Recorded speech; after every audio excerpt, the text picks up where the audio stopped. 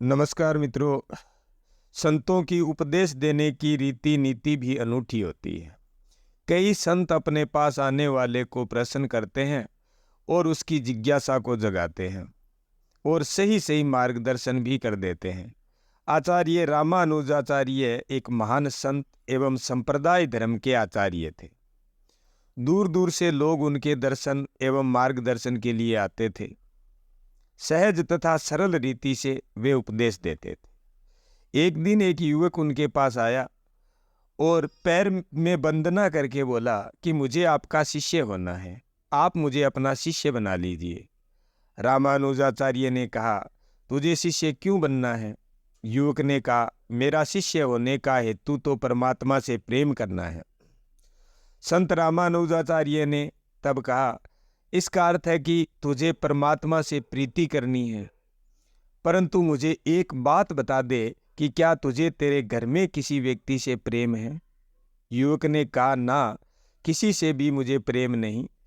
तब फिर संत श्री ने पूछा, तुझे तेरे माता पिता या भाई बहन पर स्नेह आता है क्या? युवक ने नकारते हुए कहा कि मुझे किसी पर भी तनिक मात्र भी स्नेह नहीं आता। पूरी दुनिया स्वार्थ परायण है, ये सब मिथ्या माया जाल है, इसलिए तो मैं आपकी शरण में आया हूँ। तब संत रामानुज ने कहा कि बेटा, मेरा और तेरा कोई मेल नहीं, तुझे जो चाहिए वह मैं नहीं दे सकता। युवक यह सुन स्तब्ध हो गया।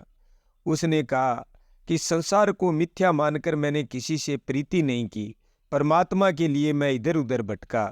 सब कहते थे कि परमात्मा के साथ प्रीति जोड़ना हो तो संत रामानुज के पास जा, पर आप तो इनकार कर रहे हैं। संत रामानुज ने कहा, यदि तुझे तेरे परिवार से प्रेम होता, जिंदगी में तूने तेरे निकट के लोगों में से किसी से भी स्नेह किया होता, तो मैं उसे विशाल स्वरूप दे सकता था। थोड़ा भी प्रेम भाव होता तो मैं उसे ही विशाल बना के परमात्मा के चरणों तक पहुंचा सकता था। छोटे से बीज में से विशाल वट वृक्ष बनता है, परंतु बीज तो होना चाहिए जो पत्थर जैसा कठोर एवं शुष्क हो। उसमें से प्रेम का झरना कैसे बहा सकता हूँ? यदि बीज ही नहीं तो वट वृक्ष कहाँ से बना सकता हूँ?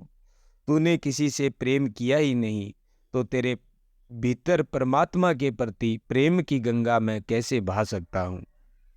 कहानी का सार यह है कि जिसे अपने निकट के भाई बंधुओं से प्रेम भाव नहीं, उसे ईश्वर से प्रेम भाव नहीं हो सकता।